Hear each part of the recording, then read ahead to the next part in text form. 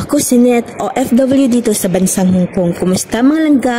Alas 4:30 nga po na madaling araw ang gising ko. Kaya nga po pagkatapos kong ayusin ang aking higaan at saka naman po ako mag-toothbrush at saka po magilamos.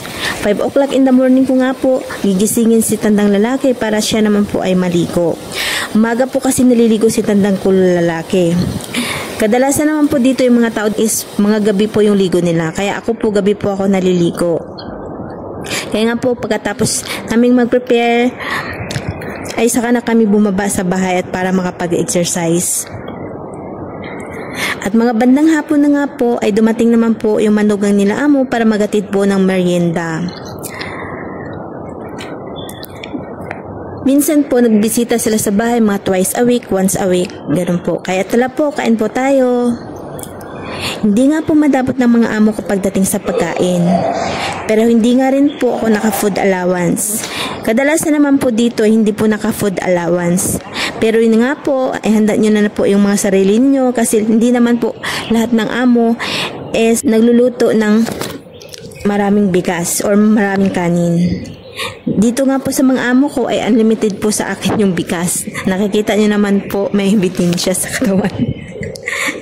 Minsan nga po kasi wala talaga po yung minsan is mostly dito sa mga amo is talagang mga veggie, nagda-diet, walang rice po.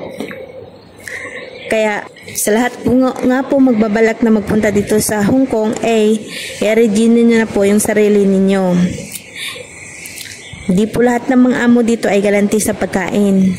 Yung iba nga po ay talagang totoo nga pong noodles at saka po itlog. Kaya nga po minsan sarili na nga po nilang pera ang binibili po nila ng food. Kasi minsan dito sa abroad, yung mga amo po dito is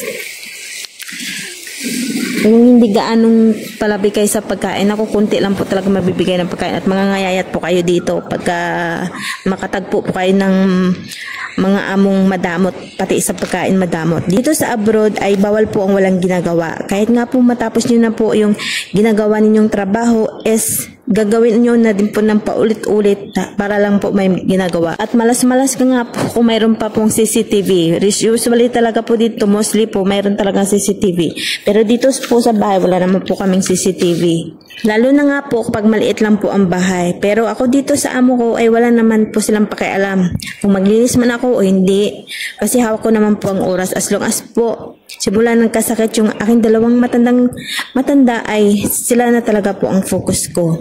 Dito nga sa abroad, marami ka madadaan ng mga pagsubok, mararanasan. Hindi madali ang lahat bago ka ituring ng mga amo mo ng kapamilya. Maranasan mo munang umiyak, masaktan, palut ulit. Nakakarindi ang bawat sigaw at bawat galit, ang bawat utos. Ang tanong, kung kailan nga po ba darating at kailan sila magiging okay sa'yo? Yung bang ituring ka man lang nila na kapamilya or tao na may respeto?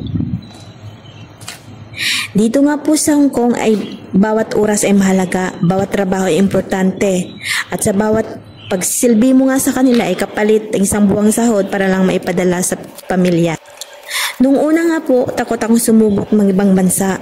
Takot akong iwanan ang mga mahal ko sa buhay. Madami akong tanong na pwede kong isa lang alang, pero isa lang ang hangarin natin, ang makatulong sa pamilya. Naglakas loob akong lisanin ng ating bansang sinilangan, dala ng takot at pangamba.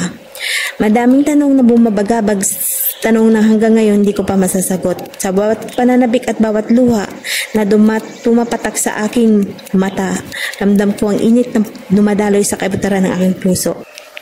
Thank you so much for watching, guys. Until my next vlog. See you next time. Bye.